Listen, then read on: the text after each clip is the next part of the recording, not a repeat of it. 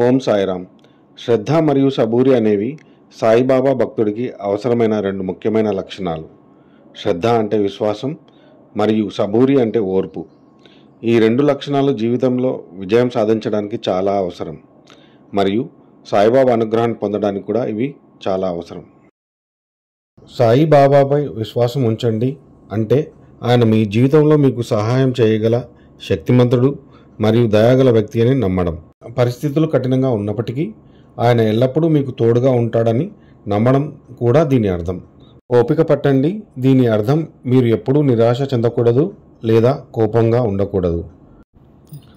పనులు మీ మార్గంలో జరగనప్పుడు కూడా మీరు మీ లక్ష్యాలను వదులుకోకూడదు.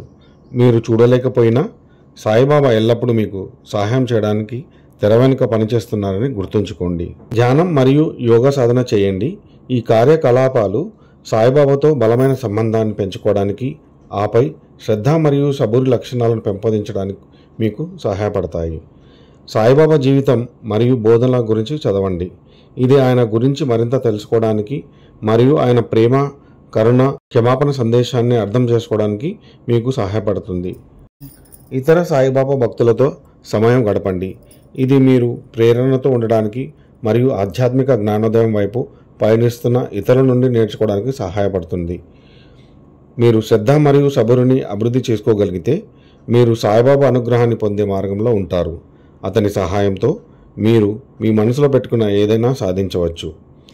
శ్రద్ధ మరియు సబూరి అభివృద్ధి చేయడంలో మీకు సహాయపడే కొన్ని అదనపు చిట్కాలు ఇక్కడ ఉన్నాయి. చిన్నగా ప్రారంభించండి. చాలా త్వరగా ఎక్కువ చేయడానికి ప్రయత్నించవద్దు. మీ జీవితంలోని చిన్న రంగాలలో, మీ చదువులు, మీ పని లేదా మీ సంబంధాల వంటి వాటిలో శ్రద్ధ మరియు సబూరిని అభివృద్ధి చేయడం ద్వారా ప్రారంభించండి. స్థిరంగా ఉండండి. శ్రద్ధ మరియు సబూరిని అభివృద్ధి చేసుకోవడానికి కీలకం మీ ప్రయత్నాలతో స్థిరంగా ఉండటం. మీరు వెంటనే ఫలితాలను చూడకపోతే వదులుకోకండి. సాధన చేస్తూ ఉండండి.